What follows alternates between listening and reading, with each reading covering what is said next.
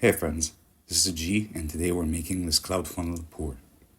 I'm using my new technique, the cloud funnel. If you haven't heard about this or you haven't seen the course yet, I've launched an online course to teach you this technique. It combines the concepts of lacing and cloud cells into one technique, and you can get both effects or one or the other depending on what you want to do.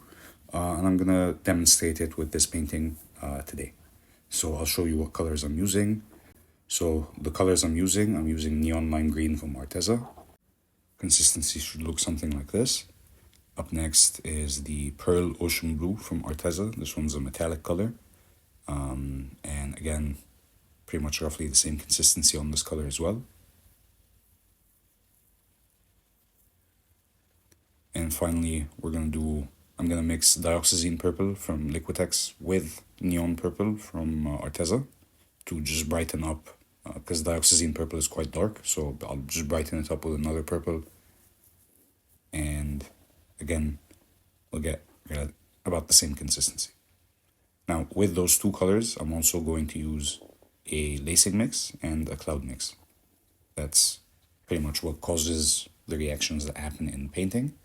And in this particular painting, I've thickened up the lacing mix a little bit to make the cells look more round, as opposed to the traditional lacing look you would see in a bloom. Right, so I'm starting with the base. The base is just a little bit thicker than the colors. I'm gonna try to get this level as best as I can and wet the sides evenly so that your paint kind of goes off in all directions evenly. If you have dry parts on your edges versus wet parts, fluids will always follow the path of least resistance, meaning it'll go where it's already wet a lot easier than going to where it's dry. Right, so we'll even that out real quick before we start. You can use a stick, you can use your finger, whichever one suits you. And once you're happy, we can move on to using the funnel. So we'll start in the center and go in with the lacing mix first.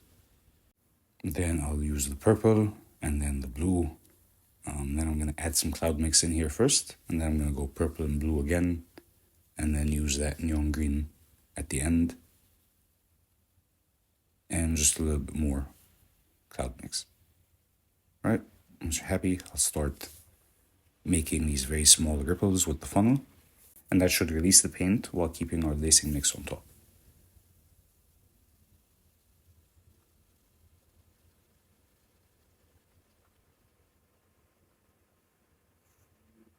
Now you should start to see some cells pop up. Usually the cloud cells appear quicker. And because, as I said, I've thickened up the lacing mix a little bit, it's not going to lace up fully like you would see in a bloom or in a swipe. Instead, it's going to look a little bit more round. And this process takes about a minute, sometimes 2 minutes for the cells to fully develop. The thicker you go, it takes longer. The thinner, it takes less time. But obviously, the thinner the paint is, the less the shapes hold. As you spin and expand, they might get really wobbly. But if you go too thick, it might be too thick for the cells to develop, right? So there's a sweet spot in between. I've gone a little bit on the thicker side, just for your reference here. And at this stage, you can rinse your hands, wash your funnel, whatever it is you need to do, and then we'll come back and give it a spin. I like to recenter it. Obviously, the table might spin under you while you're using the funnel, so you want to recenter the pattern before spinning to get even spin out from the center, basically. Quick torching for bubbles. This isn't really going to develop cells or anything. This just gets out any air bubbles that are in the paint.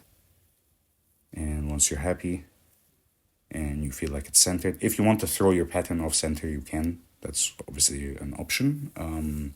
But if you want to maintain everything centered, make sure you center the puddle before you spin.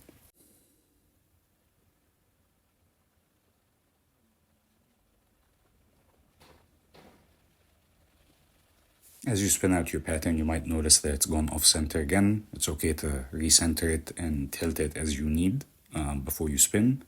Remember, tilting can shift your pattern on the canvas, whereas spinning just expands it. Spinning can't really fix your pattern being off-center. You have to use tilting to do that.